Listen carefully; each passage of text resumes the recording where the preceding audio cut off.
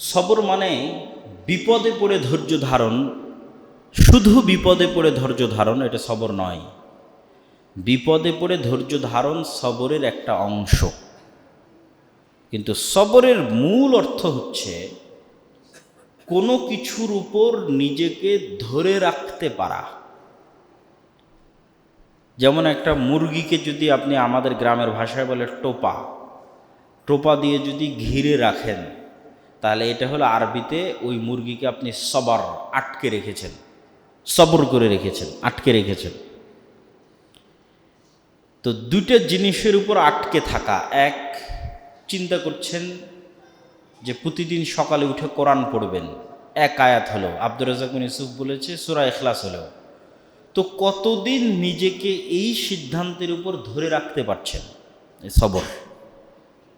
5 ওয়াক্ত সালাত আদায় করব অথবা জামাতে আদায় করব, কতদিন এই সিদ্ধান্তের উপর, এই আমলের উপর আপনি নিজেকে ধরে রাখতে পারছেন? যে এই সিদ্ধান্তের উপর, মানে সৎ আমলের উপর ধারাবাহিকভাবে অটল থাকার ক্ষেত্রে ধৈর্য ধারণ করতে পারবে, সে সবরের গুণ অর্জন করেছে। শুধু বিপদে পড়ে ধৈর্য ধারণ সবর নয়। একটা ভালো আমল করব, নিয়াত করলাম, আর নিজেকে ওটার উপর ধারাবাহিকভাবে ধরে রাখলাম, অল্প হলো। 2 নম্বর সবর কি? চিন্তা করলাম যে আজ থেকে আর কোনো গান শুনবো না, কোনো অশ্লীল দৃশ্য দেখব না, গীবত করব না, মিথ্যা কথা বলবো না, বিড়ি সিগারেট খাবো না। কতদিন আমার এই শপথের উপর আমি নিজেকে ধরে রাখতে পারতেছি? তাহলে 2 নম্বর হলো গুনাহ থেকে বিরত থাকার ক্ষেত্রে সবর। আর 3 নম্বর হচ্ছে বিপদে আপদে পড়ে ধৈর্য ধারণ সবর। এই হলো সবরের গুণ। এবং সূরা আলে ইমরানও আল্লাহ সুবহানাহু ওয়া তাআলা শেষ করেছেন এই আদেশ দিয়ে, যে ইয়া আইয়ুহাল্লাযীনা আমানুসবিরু ওয়া সাবিরু, শুধু ধৈর্য ধারণ করিও না, তোমার বিপরীতে যে, যেমন গ্রামগঞ্জে যখন খেলা ছিল কিতকিত খেলা, তো কে কতক্ষণ নিঃশ্বাস ধরে রাখতে পারে, অথবা পানিতে কে কতক্ষণ নিঃশ্বাস ধরে রেখে ডুবে থাকতে পারে। তো আল্লাহ বলছে আল্লাযীনা আমানুসবিরু, তোমাদের শুধু ধৈর্য ধারণ করলে হবে না, সাবিরু, তোমার বিপরীতে যে কাজ করতেছে তোমার শত্রু হিসেবে, আল্লাহর দ্বীনের শত্রু হিসেবে, আল্লাহর শত্রু হিসেবে, ওর মোকাবেলায় তুমি কতক্ষণ দম ধরে রাখতে পারতেছ। ও অন্যায়ের উপর দম ধরে আছে, তুমি ন্যায়ের উপর কতক্ষণ ধরে রাখতে পারছো। ও গুনাহের উপর ধরে আছে, তুমি সৎ আমলের উপর কতক্ষণ ধরে রাখতে পারছো। ও দিনকে পরাজিত করার জন্য ধরে আছে, তুমি দিনকে বিজয়ী করার জন্য কতক্ষণ ধরে রাখতে পারতেছো। প্রতিযোগিতায়, সবরের প্রতিযোগিতায় দিনের শত্রুর উপর তোমাকে বিজয়ী হতে হবে, নিঃশ্বাস ধরে রাখতে, দম ধরে রাখতে, কাজের গতি ধরে রাখতে। তাহলে বালা ইং তাসবিরু, যদি তোমরা ধৈর্য ধারণ করতে পারো, তাহলে ধৈর্য ধারণ মানে এই 3 অ্যাঙ্গেলে। ওয়াতাত্তাকু, তাকওয়া মানে কি? তাকওয়া শব্দের অর্থ আমরা সকলেই করি যে আল্লাহ ভীতি। আল্লাহ ভীতি কথা ঠিক আছে, কিন্তু যতক্ষণ এর মূল অর্থে প্রবেশ না করতে পারবেন ততক্ষণ তাকওয়া বুঝতে পারবেন না। তাকওয়ার মূল অর্থটা হচ্ছে সদা সর্বদা সতর্ক পদক্ষেপ। আপনি যেমন একটা অন্ধকার রাতে যদি সাপ, বিচ্ছু ইত্যাদির ভয় থাকে, চোর ডাকাতের ভয় থাকে, তো আপনি খুবই সজাগ এবং সতর্ক হয়ে পথ চলবেন। তাহলে এই যে আপনি সতর্ক এবং সজাগ হয়ে পথ চলতেছেন, এটার নাম তাকওয়া। তো মানুষ যখন 24 ঘন্টা আল্লাহর কোনো আদেশ লঙ্ঘন করলো কিনা, আল্লাহর কোনো নিষেধ লঙ্ঘন করলো কিনা, আল্লাহর কোনো আদেশ অমান্য করলো কিনা, এই মর্মে 24 ঘন্টায় সতর্ক এবং সজাগ থাকবে, তখনও তাকওয়া অর্জন করলো। তাহলে বালা ইং তাসবিরু ওয়া তাত্তাকু, যেমন উহুদের যুদ্ধের ঘটনা থেকেই দেখি, মুনাফিকদের পলায়ন দেখে কার অন্তরে কি তৈরি হলো, সতর্ক আছে কিনা। মুনাফিকরা যে 300 জন পালিয়ে গেল, এখন বাকি 700 জনের কি সতর্ক পদক্ষেপ, এটাই তাকওয়া। রাসূল সাল্লাল্লাহু আলাইহি ওয়াসাল্লাম যখন পরামর্শ করতেছিল যে কোথায় যুদ্ধ হবে, ভিতরে না বাইরে, তখন কে কোন নিয়তে উত্তর দিল? রিয়া, লোক দেখানো, ইখলাস, কে সতর্ক আছে? যখন যুদ্ধের প্রথম পর্যায়ে মুশরিকরা পলাতক, তখন কার কার অন্তরে গনিমতের মালের প্রতি লোভ তৈরি হলো এবং গনিমতের মাল নিতে গেল? যার অন্তরে গনিমতের মালের লোভ তৈরি হয়েছে এবং নিতে গেছে, ও তাকওয়া থেকে ছুটে গেছে, মানে সতর্ক পদক্ষেপ হয়নি। 24 ঘন্টা সজাগ এবং সতর্ক যে কোনটাতে আল্লাহ সন্তুষ্ট, কোনটাতে আল্লাহ অসন্তুষ্ট। এর নাম হচ্ছে তাকওয়া। তো এই দুটো শর্ত যদি তোমরা পূরণ করতে পারো, তাহলে বদরের যুদ্ধে তো আমি ফেরেশতা অবতীর্ণ করেছি, আজকে উহুদের যুদ্ধেও ফেরেশতা অবতীর্ণ করব। ওয়ামা জাআলাহুল্লাহু ইল্লা বুশরা লাকুম ওয়া লিতাতমাইন্না কুলুবুকুম বিহি। তবে ফেরেশতা অবতীর্ণের যেই সুসংবাদ আমি তোমাদেরকে দিচ্ছি, এটার মধ্যে আবার তোমাদের অন্তরে এই ভুল ধারণা তৈরি না হয় যে ফেরেশতা আসলেই মনে হয় যুদ্ধে বিজয় হবে। তোমরা ফেরেশতা নির্ভর না হয়ে যাও।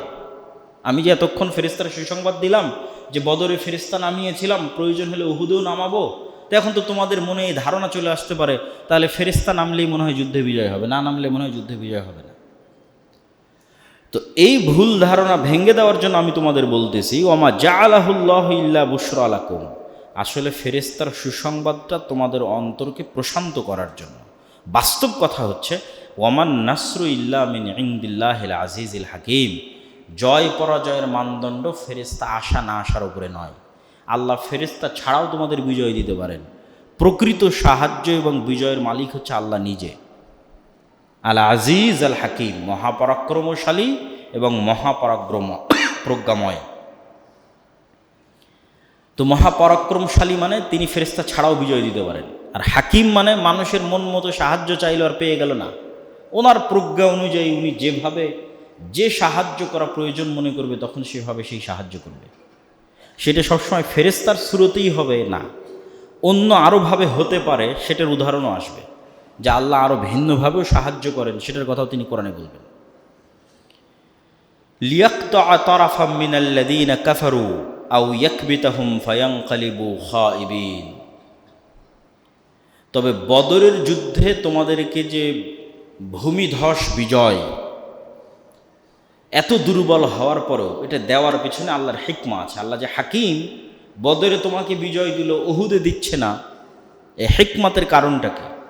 তো বদরে তোমাকে বিজয় দেওয়ার কারণ হচ্ছে আল্লাহ চেয়েছেন যে কাফেরদের যেগুলো বড় বড় মাথা, মুশরিকদের আবু জাহালের মতো, উতবা সাহেবার মতো যেগুলো বড় বড় মাথা, তাদেরকে বদরের দিনে ধ্বংস করে দিতে, যেন মক্কার কাফের মুশরিকদের যে আত্ম অহংকার এবং দম্ভ আছে এটাকে চূর্ণ করে দিতে, তাদের মনোবল যেন ভেঙে যায়। দ্বিতীয়ত, বদরের যুদ্ধে যদি আল্লাহ সুবহানাহু ওয়া তাআলা ইসলামকে বিজয় না করতেন, তাহলে মুসলমানদের যে অল্প সংখ্যক মুসলমান ছিল, তারা প্রথম যুদ্ধেই পরাজিত হয়ে দ্বীনের প্রতি হতাশ হয়ে যেত। ফলত বদরের যুদ্ধে বিজয় দেওয়া আল্লাহর হিকমার সাথে, আল্লাহর হাকিম হওয়ার সাথে এটা যায়, এবং এই জন্য তিনি তোমাদের বদরে বিজয় দিয়েছেন, কাফেরদের মনোবল ভেঙে দিয়েছেন, তোমাদের মনোবল মজবুত করেছেন যে দুর্বল হওয়ার পরও তোমরা জিততে পারো, দুর্বল হওয়ার পরও আল্লাহ ফেরেশতা পাঠাতে পারে। তার মানে এই নয় যে আজ উহুদের যুদ্ধেও তোমরা বিজয় অর্জন করবে। লাইসা লাকা মিনাল আমরি শাইউন আও ইয়াতুবা আলাইহিম আও ইউআযযিবাহুম ফাইন্নাহুম যালিমুন। এখানে মুসলমানদের যে অভ্যন্তরীণ চিন্তা, সেটা আল্লাহ সংশোধন করতেছে। যে বদরের যুদ্ধে তোমাদের বিজয় দেখে তোমরা মনে করেছো যে আল্লাহ মনে হয় সব কাফেরকে ধ্বংস করে দেবে, একটা চিন্তা। আর একটা চিন্তা কি, উহুদের যুদ্ধে সাময়িক পরাজয় দেখে তোমরা হয়তো হতাশাগ্রস্ত হয়ে গেছো, যেখানে নবী নিজে আহত, নবী নিজে রক্তাক্ত, এমনকি মুহাম্মদ সাল্লাল্লাহু আলাইহি ওয়াসাল্লাম কিছু মুশরিকের উপর বদদোয়াও করছিলেন। তখন এবার আল্লাহ স্পষ্ট করে দিচ্ছেন, হে নবী, কোন মানুষ কাফের অবস্থায় ধ্বংস হবে আর আল্লাহ কাকে তওবা করে ফিরে আসার সুযোগ দিবে, এগুলোর চূড়ান্ত সিদ্ধান্ত নেওয়ার ইখতিয়ার আপনার নাই। মানে আমি মনে চাইলাম আজ বদরের যুদ্ধে সব কাফের মরে যাক, আর মরে গেল, আর উহুদের যুদ্ধে আমরা পরাজিত, এই জন্য হতাশ হয়ে গেলাম না, বা এই জন্য অভিশাপ দিলাম, আল্লাহ বলছে না। কে কাফের অবস্থায় ধ্বংস হবে আর কাকে আল্লাহ তওবা করে ইসলাম গ্রহণের সুযোগ দিবে, এই ইখতিয়ার আপনার হাতে নাই। আল্লাহ চাইলে কাফের মুশরিকদের কাউকে ইসলামে ফিরে আসার তৌফিক দিতে পারেন এবং তাদের তওবা আল্লাহ কবুল করতে পারেন। যেমন এই উহুদ যুদ্ধের মধ্যে যারা ছিল, আবু সুফিয়ান, খালিদ বিন ওয়ালিদ, এরা পরে মুসলমান হয়ে গেছে, আল্লাহ তাদের তওবা কবুল করেছেন। আবার চাইলে কাউকে তিনি অন্যায়ের কারণে ইনস্ট্যান্ট শাস্তি দিতে পারেন। আর যখন তিনি কাউকে শাস্তি দিতে চান, ফাইন্নাহুম যালিমুন, তখন আল্লাহ জালেম নয়, যাকে শাস্তি দিচ্ছে সে শাস্তিযোগ্য অপরাধ করেছে, সে জালেম। এখানে আল্লাহর একটা মূলনীতি তিনি স্পষ্ট করে দিচ্ছেন যে আল্লাহ যখন শাস্তি দেন তখন তিনি শাস্তি দানকারী নন, তখন তিনি ন্যায় প্রতিষ্ঠাকারী। ন্যায় প্রতিষ্ঠা করার জন্য শাস্তি দিচ্ছেন। আর আল্লাহ সুবহানাহু ওয়া তাআলা যখন কাউকে জান্নাতে দিচ্ছেন তখন ওই ব্যক্তি তার আমলের কারণে জান্নাতে যাচ্ছে না, আল্লাহর ক্ষমা এবং আল্লাহর দয়ার কারণে জান্নাতে যাচ্ছে।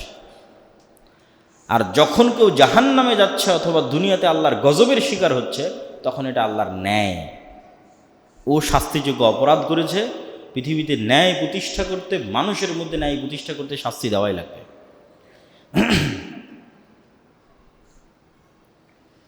ওয়ালিল্লাহি মা ফিস সামাওয়াতি ওয়া মা ফিল আরজ ইয়াগফিরু লিমান ইয়াশা ওয়া ইউআযযিবু মান ইয়াশা ওয়াল্লাহু গফুরুর রহিম। তা আগের আয়াতে যে আল্লাহ মুহাম্মদ সাল্লাল্লাহু আলাইহি ওয়াসাল্লামকে একটু ধমক দিলেন, তো এই ধমক, নবীকে ধমক দেওয়া মানে উলিয়া উলিয়ার কী অবস্থা হবে, পীর মাশায়েখের কী অবস্থা হবে, আমাদের মতো হুজুর আলেম ওলামাদের কী অবস্থা হবে, যেখানে আল্লাহ নবীকেই ধমক দিয়েছে। তার মানে কারো হাতে ইখতিয়ার নাই। যদি নবীর হাতে না থাকে তাহলে পীর মাশায়েখ উলিয়া উলিয়া কারো হাতে নেই। এবার আল্লাহ বলছে ওয়ালিল্লাহি মা ফিস সামাওয়াতি ওয়া মা ফিল আরজ ইয়াগফিরু লিমান ইয়াশা ওয়া ইউআযযিবু মান ইয়াশা। এই যুদ্ধে জয় পরাজয় তো বহুদূরের কথা, এটা তো একটা সামান্য জিনিস। আসমান এবং জমিন এবং তার মধ্যে যা কিছু আছে, সকল জীব জন্তু, জড়বস্তু, জড় পদার্থ, এমনকি ধূলিকণা, বালিকণা, অণু, পরমাণু পর্যন্ত সবই আল্লাহর একচ্ছত্র মালিকানাধীন। এতক্ষণ তোমাদের আমি যুদ্ধে জয় পরাজয়ের আলোচনা করলাম যে আমি জয়ের মালিক, আমি বিজয় দিতে পারি, ফেরেশতারা নয়, এখানে নবীর সিদ্ধান্তের কোনো ইখতিয়ার নাই, এগুলো তো বহু পরে। আসমান জমিন এবং তার মধ্যে থাকা প্রত্যেক অণু পরমাণুর উপর আমার একচ্ছত্র মালিকানা, আমি এগুলোর সৃষ্টিকর্তা, আমি এগুলোর নিয়ন্ত্রণকারী। ইয়াগফিরু লিমান ইয়াশা ওয়া ইউআযযিবু মান ইয়াশা, যাকে ইচ্ছা তাকে ক্ষমা করে দেব, যাকে ইচ্ছা তাকে শাস্তি দেব। ইয়াগফিরু লিমান ইয়াশা, যাকে চাইবো তাকে ক্ষমা করে দেব, ওয়া ইউআযযিবু মান ইয়াশা, যাকে চাইবো তাকে শাস্তি দেব। আল্লাহু গফুরুর রহিম। তবে হ্যাঁ, আল্লাহ শাস্তি দিলেও তার দয়া তার রাগের উপর বিজয়ী হয়ে গেছে। গফুরুর রহিম, তিনি ক্ষমাশীল এবং দয়ালু। আল্লাহ সুবহানাহু ওয়া তাআলার দয়া এবং ক্ষমা তার ক্রোধের উপর বিজয়ী। এই জন্য শাস্তি দেওয়ার কথা বলে আল্লাহ বলছেন আল্লাহু গফুরুর রহিম, আর আল্লাহ ক্ষমাশীল এবং দয়ালু। ইয়া আইয়ুহাল্লাযীনা আমানু লা তা'কুলুর রিবা আদআফাম মুদাআফা ওয়াত্তাকুল্লাহা লাআল্লাকুম তুফলিহুন। যুদ্ধের বর্ণনাই চলতেছে এবং এক দুই আয়াত পর আবারও যুদ্ধের বর্ণনার মধ্যে আল্লাহ ঢুকবেন, কিন্তু হঠাৎ করে মধ্যেখানে যুদ্ধের সাথেই সংশ্লিষ্ট। অনেকে মনে করতে পারে যে হয়তো যুদ্ধের সাথে সংশ্লিষ্ট নয়, তা নয়। যুদ্ধের সাথে সংশ্লিষ্ট কিছু বিষয় আল্লাহ সুবহানাহু ওয়া তাআলা তুলে ধরেছেন, কিন্তু বাহ্যিক দৃষ্টিতে যুদ্ধের সাথে কানেক্টেড নয়। আল্লাহ হঠাৎ করে বলছেন এই আয়াতে, হে ইমানদারগণ, তোমরা সুদের সাথে সম্পৃক্ত হয়েও না,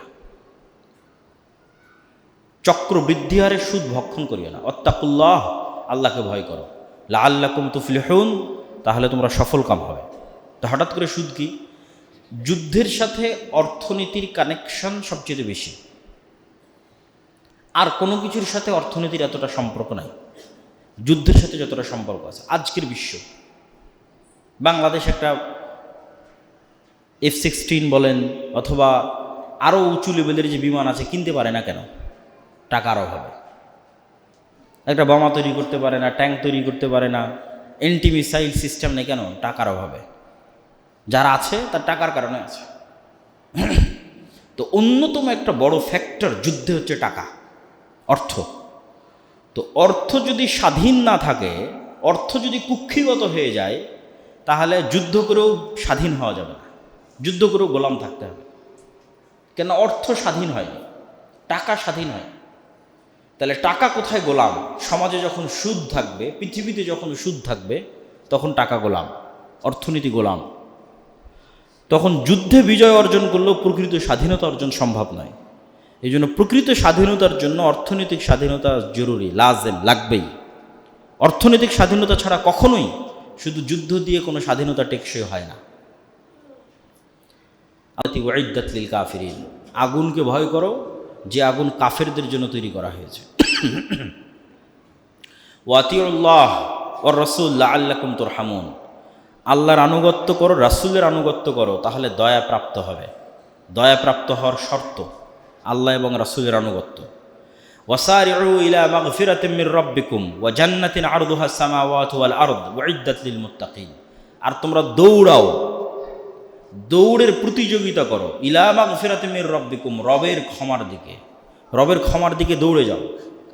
ওয়া জান্নাতিন আরদুহাস সামাওয়াতু ওয়াল আরদ, আর এমন জান্নাতের দিকে দৌড়াতে থাকো যেই জান্নাতের প্রশস্ততা আসমান এবং জমিনের চেয়েও বড়, সেই জান্নাতের জন্য দৌড়াও। উইদ্দাত লিল মুত্তাকিন, আল্লাহ এই জান্নাত প্রস্তুত করেছেন মুত্তাকিদের জন্য।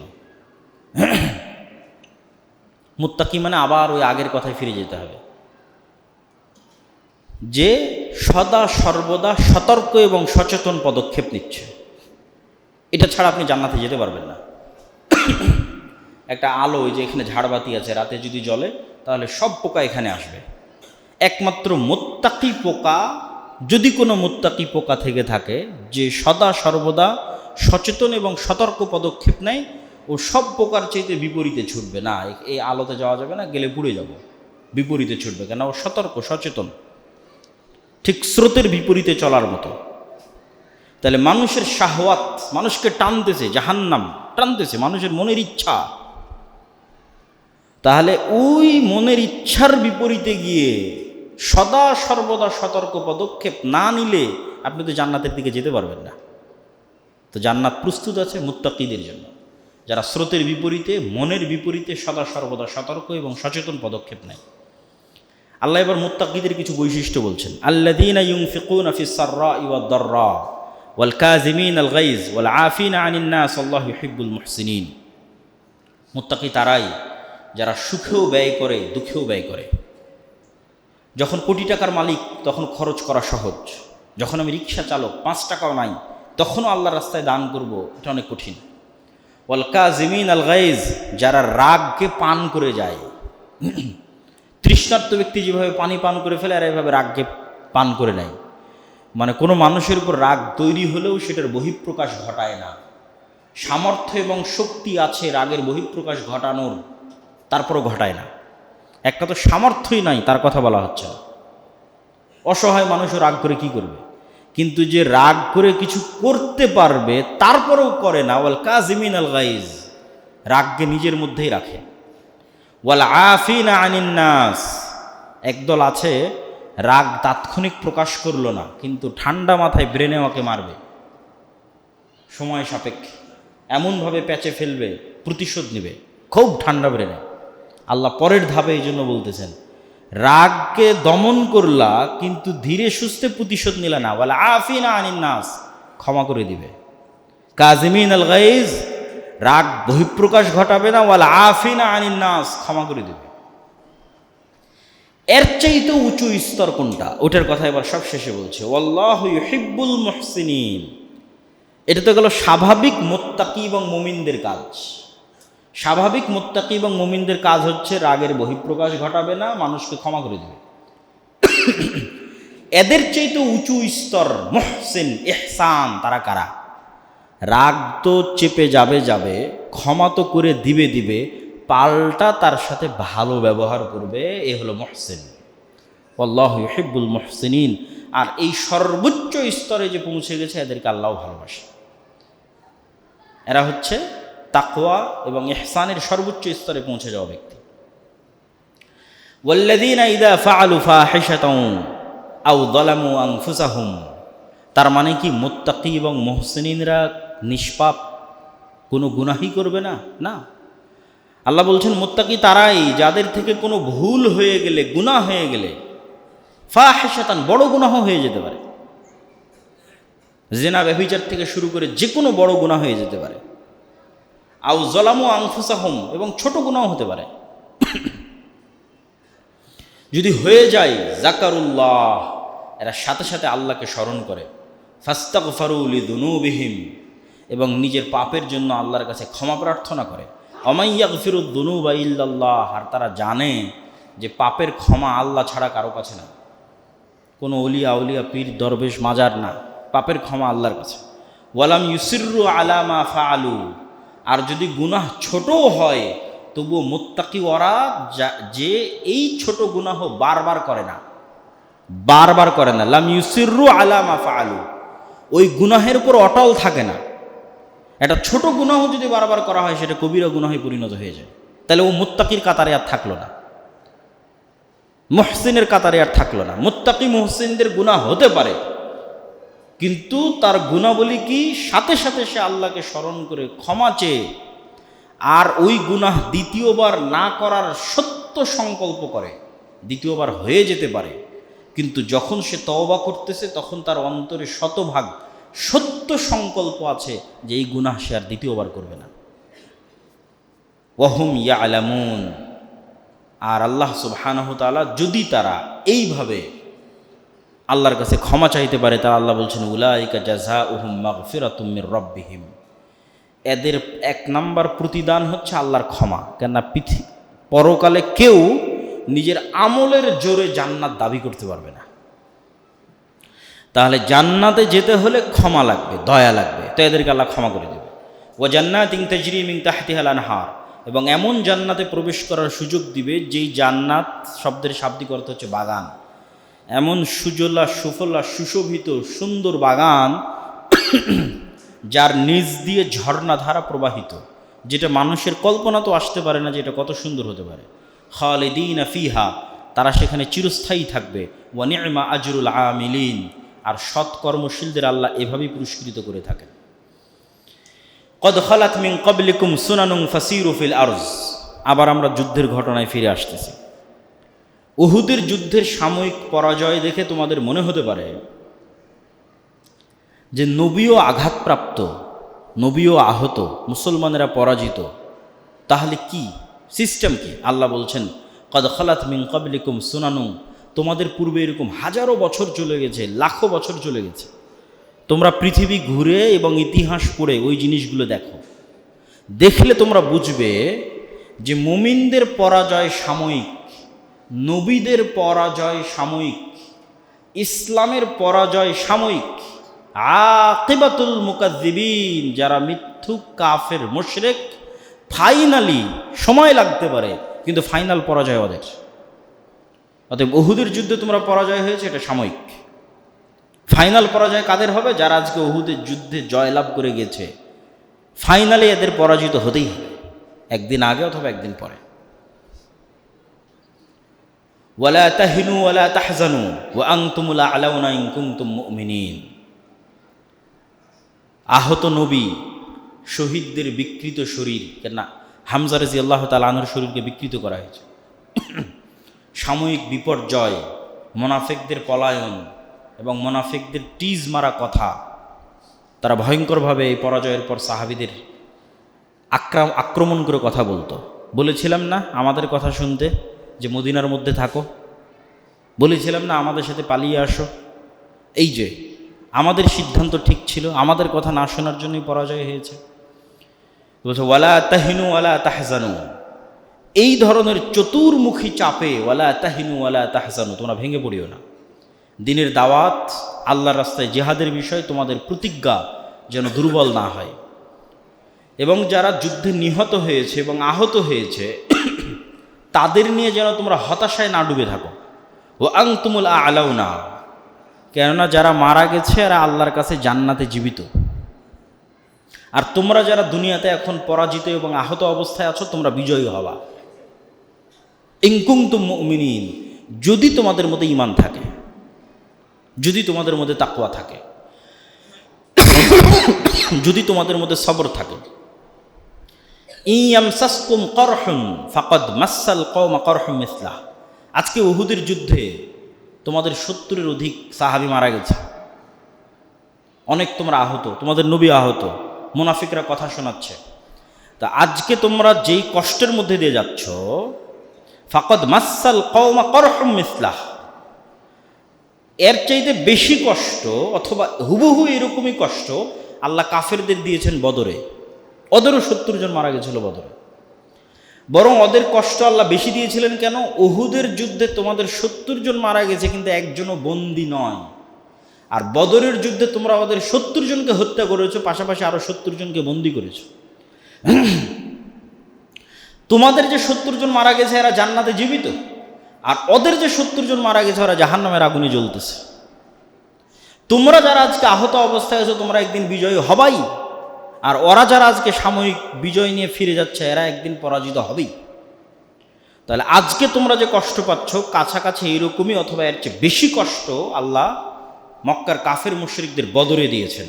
ওয়াতিলকাল আইয়ামু নুদাবিলুহা বাইনান নাস, আর আমি দিনকে মানুষের মধ্যে এভাবেই ঘুরাই। যেমন গত 17 বছর এবং এখনকার ইতিহাস যদি বাংলাদেশের দেখেন, তাহলে এই আয়াতটাকে আপনি মিলাতে পারবেন যে ওয়াতিলকাল আইয়ামু নুদাবিলুহা বাইনান নাস, আমি আল্লাহ সময়ের মালিক, রাজত্বের মালিক, এইভাবেই সময়কে পরিবর্তন করতে থাকি। এক সময়ের ফাঁসির কাষ্ঠের আসামি এখন মন্ত্রী, আবার এক সময়ের মন্ত্রী এখন ফাঁসির কাষ্ঠের আসামি। ওয়াতিলকাল আইয়ামু নুদাবিলুহা বাইনান নাস। তো কালকে বদরে তোমরা অল্প ছিলে, ফেরেশতা দিয়ে বিজয় দান করেছি। আজকে উহুদে তোমরা অনেক, তারপরেও তোমাদের নবী আহত, তোমাদের 70 জন নিহত। তিলকাল আইয়ামু নুদাবিলুহা বাইনান নাস। এভাবেই মানুষের মধ্যে সময়কে আমি ঘুরাই। ওয়ালিয়া'লামাল্লাহুল্লাযীনা আমানু ওয়া ইয়াত্তাখিযা মিনকুম শুহাদা, আল্লাহ যাচাই করতে চান কে তোমাদের মধ্যে প্রকৃত মুমিন। খালি যদি বিজয়ের পর বিজয় আসে তাহলে মুনাফিকদের চেহারা তো বের হতো না, এটা পরিষ্কার হতো না যে কে ইমানের উপর অটল আছে, এটা তো আল্লাহ জানতে চায়। শুধু ইমান আনলাম আশহাদু আল্লা ইলাহা ইল্লাল্লাহ ওয়া আশহাদু আন্না মুহাম্মাদার রাসূলুল্লাহ, কাজ শেষ, জান্নাতে চলে যাব, এটা হয় না।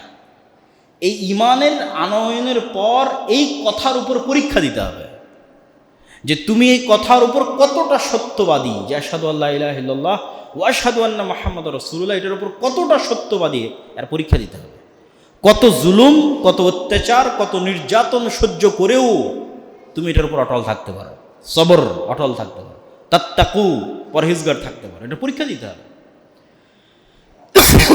ওয়া ইয়াত্তাখিযা মিনকুম শুহাদা, আর তোমরা মনে করছো যে মরে গেলাম এটা মনে হয় কষ্ট, জি না। ওয়া ইয়াত্তাখিযা মিনকুম শুহাদা, আল্লাহ তো তোমাদের মধ্যে থেকে শহীদ নিতে চায়। কেন? শহীদ হচ্ছে সর্বোচ্চ মর্যাদা। তোমাদের দৃষ্টিতে এটা মৃত্যু, বাস্তবে তো এটা জান্নাতে যাওয়ার ওসিলা। মানুষের দৃষ্টিতে এটা কি? মৃত্যু। আর আল্লাহ সুবহানাহু ওয়া তাআলার মূলনীতিতে ওই ব্যক্তি যে শহীদ হলো ওর জান্নাতে যাওয়ার ওসিলা, ও মরেনি, ও জান্নাতে চলে গেছে। আপনি এখন কোন দৃষ্টিতে দেখবেন সেটা আপনার বিষয়। আপনি দেখতে পারেন যে আমি মারা গেছি, অথবা আপনি দেখতে পারেন আমি জান্নাতে চলে গেছি। দেখবেন কোন দৃষ্টিতে? আল্লাহ বলছে ওয়াত্তাখিযা মিনকুম শুহাদা, আল্লাহ তো তোমাদের মধ্যে থেকে শহীদ দিতে চায়। ওয়াল্লাহু লা ইউহিব্বুদ যালিমিন, আর আল্লাহ সুবহানাহু ওয়া তাআলা যারা অত্যাচারী জালেম তাদেরকে ভালোবাসেন না এবং এদেরকে বিজয় দিবেন না। ওয়ালিয়ুমাহহিসাল্লাহুল্লাযীনা আমানু ওয়া ইয়ামহাকাল কাফিরিন। আম হাসিবতুম আন তাদখুলুল জান্নাহ, ওই আগের কথাকে আল্লাহ আরো শক্ত করে বলতেছে। আম হাসিবতুম আন তাদখুলুল জান্নাহ, তোমরা কি মনে করে নিয়েছো জান্নাত মামার বাড়ি, নানির বাড়ি, হাতের মোয়া, পড়লাম কালেমা চলে গেলাম জান্নাত? না। ওয়ালাম্মা ইয়ালামিল্লাহুল্লাযীনা জাহাদু মিনকুম, আল্লাহ সুবহানাহু ওয়া তাআলা দেখতে চায় যে ইসলাম দিন সাময়িক আবেগের নাম নয়, দীর্ঘস্থায়ী ইস্তেকামাত এবং দীর্ঘস্থায়ী সবর ছাড়া প্রকৃত মুমিন হওয়া যায় না। তোমরা কি জান্নাতে যাওয়াকে এতই সহজ মনে করলে? কালেমা পড়বা, মুসলমান হবে, জান্নাতে চলে যাবা? না, আল্লাহ সুবহানাহু ওয়া তাআলা পরীক্ষা করে দেখতে চায় যে কে আল্লাহর রাস্তায় কেমন ত্যাগ আর কুরবানি দিতে পারে, আর কে আল্লাহর রাস্তায় ত্যাগ এবং কুরবানি দিতে ব্যর্থ। ওয়া ইয়ালামাস সাবিরিন, আর কে ধৈর্য ধরতে পারে আল্লাহর রাস্তায় বিপদ আপদ, দুঃখ, কষ্ট, জুলুম, অত্যাচার সব কিছুর মোকাবেলায় কে ধৈর্য ধরতে পারে, আল্লাহ এটা দেখতে চান। ওয়ালাকাদ কুনতুম তামান্নাউনাল মাউতা মিন ক্বাবলি আন তালকাউহু ফাকাদ রাআইতুমুহু ওয়া আনতুম তানজুরুন। উহুদের যুদ্ধের শুরুতে একদল সাহাবী খুব আবেগী ছিল, যারা বদরে অংশগ্রহণ করতে পারেনি। যে আমরা এবার যদি উহুদের যুদ্ধে পায়ে একদম তুলাধনা করে দেব, তখন আল্লাহ তাদেরকে একটু শিক্ষা দিয়ে বলতেছেন, লাকাদ কুনতুম তামান্নাউনাল মাউতা, তোমরা তো মৃত্যু চাচ্ছিলে, যে হ্যাঁ আমরা মদিনার বাইরে গিয়ে মোকাবেলা করব, যুদ্ধ করব, কিন্তু এখন ফাকাদ রাআইতুমুহু ওয়া আনতুম তানজুরুন, এখন মৃত্যু যুদ্ধ তোমাদের চোখের সামনে উপস্থিত। তো শুধু তাৎক্ষণিক মুখের কথা আর বাস্তবতা এক নয়, এটা আল্লাহ শিক্ষা দিচ্ছেন, যে মুখে বললাম যুদ্ধ করব, আর বাস্তবের যুদ্ধের মাঠে টিকে থাকা এক নয়। যখন বাস্তবে মুহাম্মদ সাল্লাল্লাহু আলাইহি ওয়াসাল্লামকে উহুদের মাঠে চারিদিক থেকে শত্রুরা ঘিরে ধরেছে, তখন মুহাম্মদ সাল্লাল্লাহু আলাইহি ওয়াসাল্লামের পাশে কয়জন ছিল? সর্বোচ্চ 7 থেকে 10 জন। আবু তালহা আল আনসারী, মুসআব, আবু দুজানা, উম্মে আম্মারা, অল্প কয়েকজন সাহাবী। যখন মুসআব বিন উমাইর যুদ্ধের মাঠে মারা গেল, যিনি রাসূল সাল্লাল্লাহু আলাইহি ওয়াসাল্লামের পতাকা বাহক ছিলেন, তার চেহারা কিছুটা আল্লাহর নবীর সাথে মিলত, তখন মুশরিকরা ছড়িয়ে দিল যে মুহাম্মদ সাল্লাল্লাহু আলাইহি ওয়াসাল্লাম মারা গেছে। যখন মুহাম্মদ সাল্লাল্লাহু আলাইহি ওয়াসাল্লাম মারা গেছে, এই মৃত্যু সংবাদ ছড়িয়ে পড়ল, তখন যাদের ঈমান দুর্বল তারা আরও দুর্বল হয়ে গেল, যে নবী যদি মারা যায় তাহলে যুদ্ধ করে কি হবে? তার চেয়ে বরং আব্দুল্লাহ বিন উবাই অথবা আবু সুফিয়ান এদের সাথে সুলা এবং একটা সালিশ করে নিলেই ভালো, যেহেতু নবী মারা গেছে। তখন আল্লাহ কোরআন মাজিদে আয়াত অবতীর্ণ করে বলছেন, ওমা মুহাম্মাদুন ইল্লা রাসূলুন কাদ খালাত মিন ক্বাবলিহি রাসূল, মুহাম্মদ কি তোমাদের আল্লাহ? মুহাম্মদ কি তোমাদের সৃষ্টিকর্তা? মুহাম্মদ একজন রাসূল মাত্র। ওমা মুহাম্মাদুন ইল্লা রাসূল, শুধু রাসূল, সাধারণ তোমাদের মানুষ, কিন্তু আমি তাকে রাসূল বানিয়েছি। কাদ খালাত মিন ক্বাবলিহি রাসূল, আরে এর পূর্বে তো আরো হাজারো রাসূল গেছে, ওই হাজারো রাসূলের মধ্যে শত রাসূল আল্লাহর রাস্তায় মরে গেছে। বেশি দিন নয়, তোমরা এখন যে সময় অবস্থান করছো তার 400-500 বছর পর ইয়াহিয়া এবং জাকারিয়া আল্লাহর রাস্তায় নিহত হয়েছে। তাহলে মুহাম্মদ সাল্লাল্লাহু আলাইহি ওয়াসাল্লাম তোমাদের সৃষ্টিকর্তা নয় যে তোমরা তার ইবাদত করো। মুহাম্মদ সাল্লাল্লাহু আলাইহি ওয়াসাল্লাম আল্লাহর একজন রাসূল মাত্র, আর তার পূর্বে আরও শত রাসূল চলে গেছে, যেই শত রাসূলের মধ্যে এমনও রাসূল গেছে যারা আল্লাহর রাস্তায় মরে গেছে। আফাই মাতা আও কুতিলান কালাবতুম, তাহলে মুহাম্মদ যদি স্বাভাবিক মৃত্যুবরণ করে সাল্লাল্লাহু আলাইহি ওয়াসাল্লাম, আও কুতিলা অথবা মানুষ তাকে হত্যা করে, ইন কালাবতুম আলা আকাবিকুম, তোমরা দিন থেকে ফিরে যাবে? তাহলে তো তোমরা ঈমানই আনো না। কেন? মুহাম্মদ তো আল্লাহ নয়, তোমরা তো ঈমান এনেছো আল্লাহর উপর, আল্লাহ তো মরেনি, তাহলে তো ঈমান বিশুদ্ধ হয়নি। আল্লাহ সুবহানাহু ওয়া তাআলা হচ্ছেন আল হাই আল কাইয়্যুম, উনি তো মারা যান নাই, তাহলে ঈমান কার উপর? ওমান ইয়ানকালিব আলা আকিবাই ফালান ইয়াদুরুল্লাহ শাইআ, আর কেউ যদি ঈমান থেকে মুখ ফিরিয়ে নেয়, ও আল্লাহর কোনো ক্ষতি করতে পারবে না। আল্লাহ আর এক জাতিকে মুমিন বানাবে, তাদের দিয়ে তার দিন বিজয় করাবে। মানুষের ইবাদতে আল্লাহর কোনো উপকার হয় না, আর আল্লাহর অবাধ্যতায় আল্লাহর কোনো ক্ষতি হয় না। ওয়াসায়াজজিল্লাহু শাকিরিন, তবে হ্যাঁ, যারা শুকরিয়া আদায়কারী, আল্লাহ যে ঈমানের নিয়ামত দিয়েছে এটারও শুকরিয়া আছে। তো এই শুকরিয়া আদায়কারীদের মধ্যে একজন সাহাবী হচ্ছেন, অনেক সাহাবী, তার মধ্যে একজনের কথা ইতিহাসে উল্লেখযোগ্য, আনাস ইবনে নাজর। উনি বললেন, তোমাদের নবী যদি মৃত্যুবরণ করে, তো তোমাদের নবী যেই রাস্তায় গেছে তোমরা ওই রাস্তায় চলে মৃত্যুবরণ করো। এবং উনিও বীর বিক্রমে যুদ্ধের ময়দানের মধ্যে ঢুকে গেলেন মুশরিকদের মধ্যে, যে নবী যদি মারা যায় তাহলে নবী যে রাস্তায় মারা গেছে আমিও সেই রাস্তায় মারা যাব। তখনও কিন্তু স্পষ্ট হয়নি যে আল্লাহ নবী বেঁচে আছে না মারা গেছে। এবং আনাস বিন নাজর রাদিয়াল্লাহু তাআলা আনহু বীর বিক্রম যুদ্ধ করে তিনিও শহীদ হয়ে গেলেন। আর এই সেম আয়াত যখন মুহাম্মদ সাল্লাল্লাহু আলাইহি সাল্লাম সত্যিকারই মারা গেলেন, যখন তার মৃত্যু হলো, উহুদের যুদ্ধে না, একদম পরে, মক্কা বিজয়ের পরে, তখন তো ওমর রাদিয়াল্লাহু তাআলা আনহু মানতে চান না যে মুহাম্মদ সাল্লাল্লাহু আলাইহি সাল্লাম মারা গেছেন। তখন আবু বকর রাদিয়াল্লাহু তাআলা আনহু এই আয়াত পাঠ করে নিশ্চিত করলেন যে মুহাম্মদ সাল্লাল্লাহু আলাইহি সাল্লাম মারা যেতে পারে। ওয়ামা কানা লিনাফসিন আন তামুতা ইল্লা বিইজনিল্লাহ কিতাবাম মুআজ্জালা, তোমরা উহুদের যুদ্ধে অংশ নাও আর উহুদের যুদ্ধে থেকে পালিয়ে মদিনার মধ্যে লুকিয়ে থাকো, মৃত্যু আল্লাহর নির্ধারিত কিতাবে আছে। কারো বাপের ক্ষমতা নাই যে স্বেচ্ছায় মৃত্যুবরণ করে আর স্বেচ্ছায় বেঁচে থাকে, বরং আল্লাহর কিতাবে নির্ধারিত। ওয়া কাআইয়্যিম মিন নাবিয়্যিন কাতালা মাআহু রিব্বিয়ুনা কাসীর, আর আজকে তোমরা প্রথম মুহাম্মদ সাল্লাল্লাহু আলাইহি সাল্লামের সাথে যুদ্ধ করতেছো না, ইতিপূর্বে আর কত নবীর সাথে এরকম কত রব্বানি লোক যুদ্ধ করেছে আল্লাহর রাস্তায়, তার হিসাব নাই। ওয়াকাইয়্যিম মিন নাবিয়্যিন, আর কত নবী ইতিপূর্বে, কাতালা মাআহু রিব্বিয়ুনা, যাদের সাথে যুদ্ধ করেছে আল্লাহওয়ালা মানুষেরা, রব্বানি মানুষেরা, আল্লাহওয়ালা মানুষেরা। ফামা ওয়াহানু লিমা আসাবাহুম ফি সাবিলিল্লাহ, আল্লাহর রাস্তায় যুদ্ধ করতে গিয়ে তাদের যা বিপদ আপদ দুঃখ কষ্টের মুখোমুখি হতে হয়েছে, মা ওয়াহানু, তারা দুর্বল হয়নি। ওয়ামা দাউফু, মানসিকভাবে ভেঙে পড়েনি। ওয়ামাস্তাকানু, আত্মমর্যাদা আত্মসম্মান বিসর্জন দেয়নি। আল্লাহু ইউহিব্বুস সাবিরিন, আর আল্লাহ এইরকম ধৈর্যশীলদের পছন্দ করেন। মনে করিও না যে আজকে উহুদের যুদ্ধে তোমরা প্রথম এরকম পরিবেশ পরিস্থিতির মুখোমুখি হয়েছ। ওয়ামা কানা কওলুহুম ইল্লা আন ক্বালু, যারা তোমাদের পূর্বে যুদ্ধ করেছে আল্লাহর রাস্তায়, তারা কি বলতো জানো? তারা বলতো রব্বানা গফির লানা যুনুবানা, হে আমাদের প্রতিপালক আমাদের পাপকে ক্ষমা করে দিন। ওয়া ইসরাফানা ফি আমরিনা, সিদ্ধান্তে যদি কোনো ভুল হয় সেটা মাফ করে দিন। ওয়া সাব্বিত আকদামানা, আমাদের পাকে যুদ্ধের মাঠে মজবুত রাখুন। ওয়ানসুরনা আলাল কওমিল কাফিরিন, আর আমাদেরকে কাফের সম্প্রদায়ের উপর বিজয় দান করুন। ইয়া আইয়ুহাল্লাযীনা আমানু ইন তুতিউল্লাযীনা কাফারু ইয়ারুদ্দুকুম আলা আকাবিকুম ফাতানকালিবু খাসিরিন, আজকে যারা তোমাদেরকে পরামর্শ দিচ্ছে মুহাম্মদ সাল্লাল্লাহু আলাইহি ওয়াসাল্লামের মৃত্যুর গুজবে অথবা উহুদের যুদ্ধের পরাজয়ে, যে তোমরা আব্দুল্লাহ বিন উবাইয়ের সাথে সালিশ করে নাও, আবু সুফিয়ানের সাথে সালিশ করে নাও, তাহলে জেনে রাখো ইন তুতিউল্লাযীনা কাফারু, যদি তোমরা এই সমস্ত কাফের এবং মুশরিকদের কথা শোনো, ইয়ারুদ্দুকুম আলা আকাবিকুম ফাতানকালিবু খাসিরিন, তাহলে এটা তোমাদের জন্য আত্মবিধ্বংসী সিদ্ধান্ত হবে এবং তোমরা ক্ষতিগ্রস্তদের অন্তর্ভুক্ত হয়ে যাবে। বালিল্লাহু মাওলাকুম, আল্লাহ তোমাদের অভিভাবক। ওয়া হুয়া খায়রুন নাসিরিন, আর আল্লাহ সবচেয়ে শ্রেষ্ঠ সাহায্যকারী। আল্লাহর কাছে আশ্রয় প্রার্থনা করো, আল্লাহর কাছে ফিরে যাও, আল্লাহর কাছে সাহায্য প্রার্থনা করো। সানুলকি ফি কুলুবিল্লাযীনা কাফারুর রু'বা বিমা আশরাকু বিল্লাহি মা লাম ইউনাজ্জিল বিহি সুলতানা ওয়া মাওয়াহুমুন নার ওয়া বি'সা মাসওয়াদ যালিমিন, আর আমি আল্লাহ উহুদের যুদ্ধে তোমাদেরকে একটা সহযোগিতা করেছি। সেটা হচ্ছে, উহুদের যুদ্ধে তো মুসলমানেরা পরাজিত, মুহাম্মদ সাল্লাল্লাহু আলাইহি ওয়াসাল্লাম কিনে সাহাবীরা পাহাড়ে আশ্রয় নিয়েছে।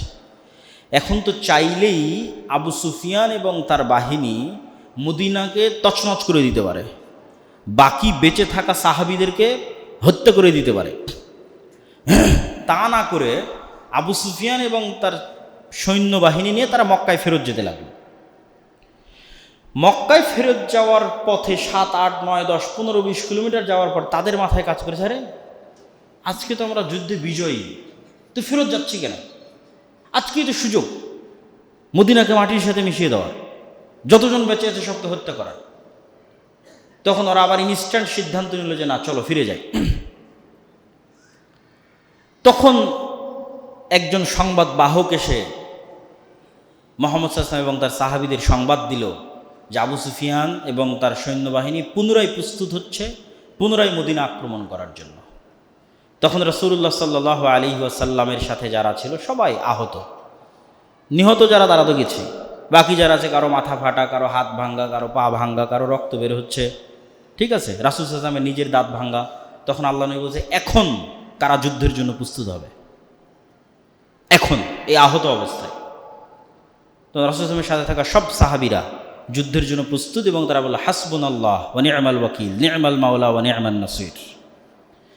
এই সংবাদ যখন আবার আবু সুফিয়ানদের কাছে পৌঁছলো, তখন ওটার কথা আল্লাহ করে, সানুলকি ফি কুলুবিল্লাযীনা কাফারুর রু'বা, উহুদের যুদ্ধে আল্লাহর সহযোগিতা ফেরেশতা নয়।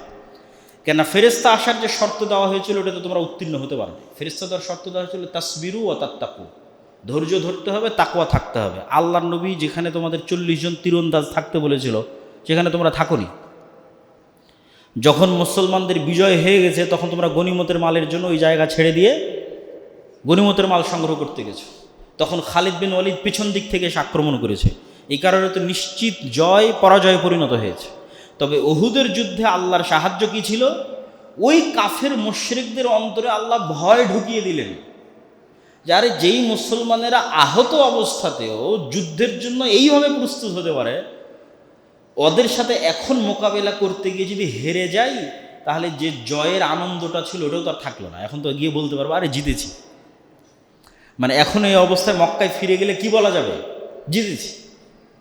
কিন্তু এখন আবার পাল্টা মোকাবেলা করতে গিয়ে যদি হেরে যায়, তাহলে এই জয়টাও আর থাকলো না।